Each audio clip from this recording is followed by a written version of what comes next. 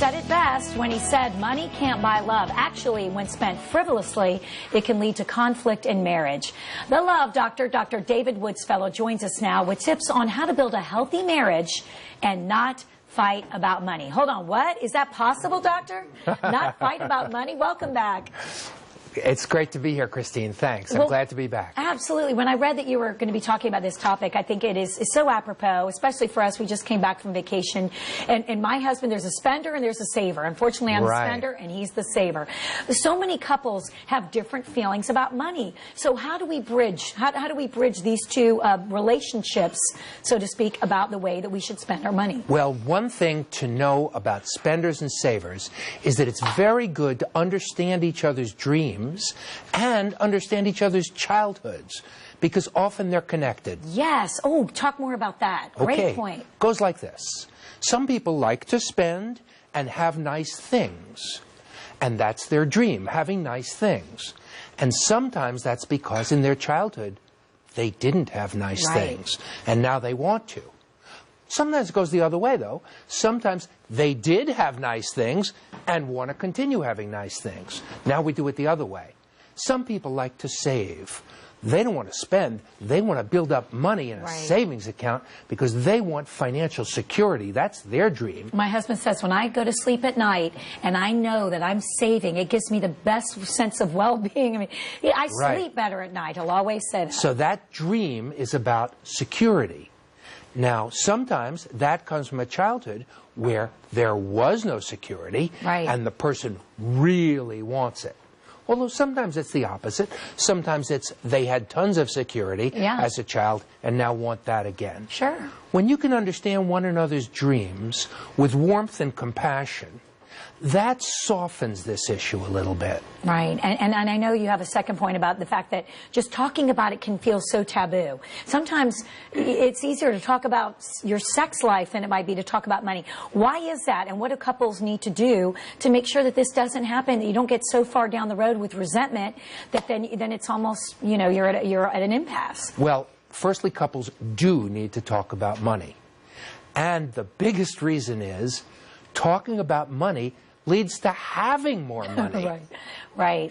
Because it builds teamwork, it builds understanding, and buy-in to a plan. I recommend that couples consider that their relationship is a business, among other things, and that they have a weekly business meeting. I think weekly is the good frequency to start with.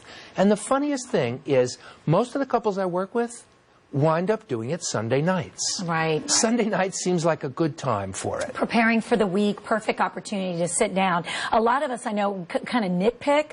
You know, I can't believe that you spent that much on that dress, or I can't believe that you spent that much on that golf club. How do we end this type of bickering? Because that can really tear relationships down. Exactly right.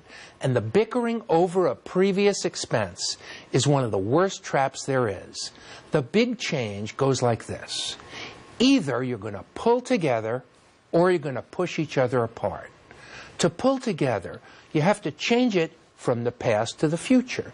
So instead of, I can't believe how much you spent on those shoes, the couple needs to work together to say, how much do we want to spend on clothing each month or this year? Right. Instead of, I can't believe those tickets. Right. It's got to go to, wait a minute, let's plan together. That's right. What do we want to put for entertainment? I recommend couples distinguish budget from major purchases. And I think they should make a major purchase account and decide how much money to put into that major purchase account every month and watch it build up. Right. And that's where things like vacations come from. Exactly. Yeah. Such great advice. And I know a lot of couples think about, or my husband at least, is write it down every day what you spend, because you'd be surprised. It's those frivolous this or that add up. That Target run that was supposed to be 20 that went to 100. Do you believe in that, keeping an account? I do think couples need to keep records and keep track, because the way I'd say it is either you control money or money controls you. You control money, money controls you. And the way for you to control it is to keep records, find either some software program or some book that's a program that's simple enough for you to do it, decides who's going to do it, and then at each business meeting or just before each business meeting, update those records. Keep each other informed. Right. Most important, no secrets. No secret major purchases, no secret debts. Nobody wants big surprises in their financial life. Right. That comes across like a betrayal. It sure does. Not good. Right. Doctor, thank you. Always love having you. Such wonderful information. We appreciate it.